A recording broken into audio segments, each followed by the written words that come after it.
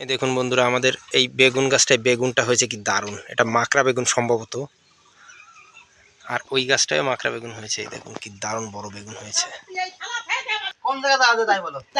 ঝগড়া করে দেখুন বন্ধুরা আমার মা আর ভাই। এই দেখুন এটা বিচি কলা, বাবা খাবে এখন।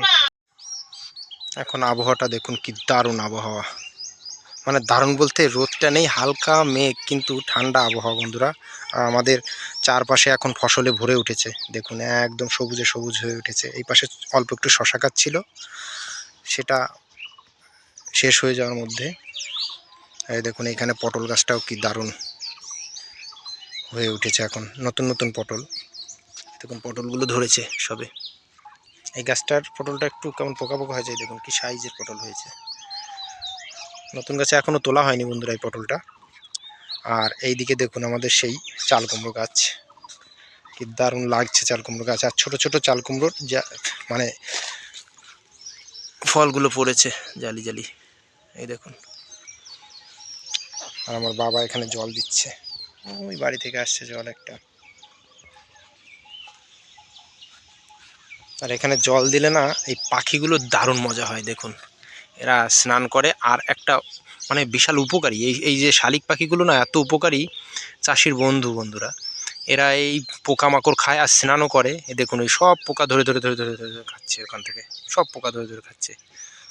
আর ফিঙে পাখি আসে প্রচুর, আপনাদের একদিন দেখাবো যদি ফিঙে পাখিটা দেখতে পাই।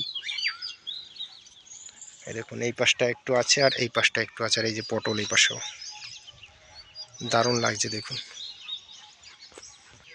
এখানে দেখুন আমাদের ভেন্ডি গাছগুলো ভেন্ডিও ধরেছে, এরকম কি দারুণ ভেন্ডি হয়েছে। আবার দুটো একটা করে উচ্ছে ধরেছে, উচ্ছে গাছে। আমাদের কুমড়ো গাছটা লাগিয়েছিলাম, আগের দিন দেখিয়েছি আপনাদের। এই কুমড়ো গাছটা এই অবধি উঠে গেছে। এই জমিটা আমার জ্যাঠাদের জমি, এই জমিটা এখন পাট চাষ হবে বন্ধুরা। দেখুন ছাপ করে সব। ওই পাশেও একটা জ্যাঠাদের জমি, পরিষ্কার পরিচ্ছন্ন করে এখন আগুন জ্বালিয়ে দিচ্ছে, মোটামুটি ছাপ করে দিচ্ছে। জমিতে প্রচুর ঘাস হয়েছিল।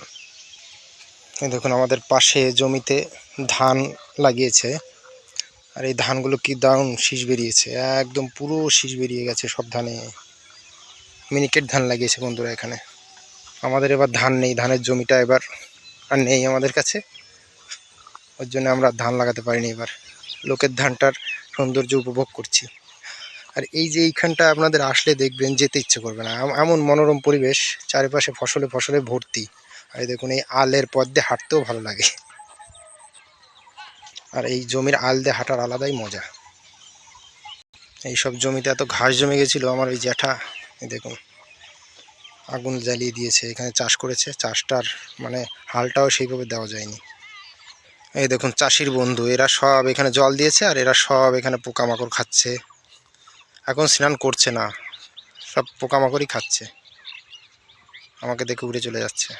যখন ফসল হয় বন্ধুরা, তখন চাষির মতো আর আনন্দের মানে কেউ থাকে না, সব থেকে খুশি হয় চাষি। আর এখন ইঁচড়ের সময়, ইঁচড় একটু না থাকলে ভালো লাগে না।